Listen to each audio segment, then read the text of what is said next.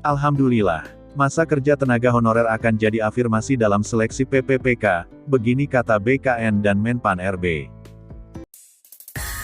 Sebelum Anda lanjut menonton video ini, jangan lupa like dan subscribe channel ini. Formasi lulusan terbaik ini ditujukan untuk mahasiswa lulusan S1 dengan IPK 3,5 ke atas yang berasal dari perguruan tinggi dengan akreditasi A. Pelamar harus menunjukkan bukti dengan adanya cum laude dengan pujian yang terdapat di dalam ijazah atau transkrip nilai.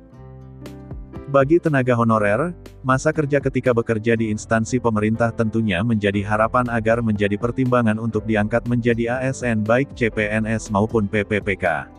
Hal itu diharapkan sejumlah tenaga honorer agar menjadi afirmasi ketika ada seleksi CPNS maupun seleksi PPPK agar kesempatan untuk lulus dan diangkat menjadi ASN semakin terbuka lebar berkat masa kerja tersebut. Akhirnya kabar gembira bagi tenaga honorer terkait masa kerja tersebut sudah mulai menjadi pembahasan Kementerian Pendayagunaan Aparatur Negara dan Reformasi Birokrasi, Kemenpan RB, dan Badan Kepegawaian Negara, BKN. Menpan RB Abdullah Azwar Anas meminta BKN untuk mengkaji nilai ambang batas atau passing grade terkait kelulusan tenaga honorer dalam seleksi PPPK.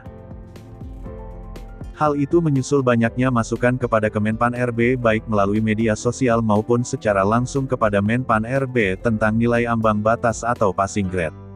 Menpan RB mengungkapkan bahwa BKN akan melakukan simulasi beberapa hal terkait soal penyesuaian passing grade guna potensi adanya afirmasi bagi tenaga honorer dalam kelulusan menjadi ASN PPPK. Selain itu, Kemenpan RB juga akan mengumpulkan puluhan instansi pembina supaya kebutuhan instansi pembina tetap terjawab dengan hasil rekrutmen yang dilakukan. Menurut Menpan RB, berdasarkan reformulasi dan simulasi yang akan dilakukan oleh BKN, nantinya bisa diputuskan terkait adanya potensi afirmasi bagi penentuan passing grade atau nilai ambang batas dalam seleksi PPPK yang diikuti oleh tenaga honorer atau non-ASN. Jadi berbagai masukan terkait passing grade yang disebut menyebabkan ada sejumlah peserta dinyatakan tidak lolos, itu sudah kita bahas, ucap Menteri Anas. Akan tetapi, Kemenpan RB dan BKN juga tentunya perlu melibatkan instansi pembina. Sebab, instansi pembina yang mengusulkan skema nilai ambang batas atau passing grade sesuai dengan kebutuhan instansi tersebut.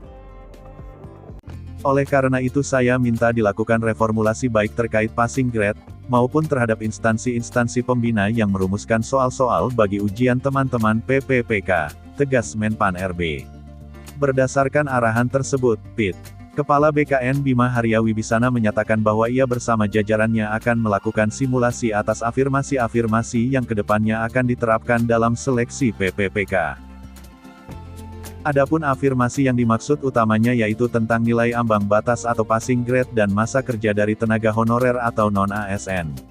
Kami akan melakukan simulasi sejauh mana afirmasi-afirmasi itu bisa dilakukan. Nanti kalau hasilnya sudah ada kami akan sampaikan kepada Pak Menteri untuk bisa dijadikan kebijakan dari Kementerian PANRB, kata Bima. Demikian informasi yang dapat kami bagikan, semoga bermanfaat. Jangan lupa like dan subscribe ya. Terima kasih.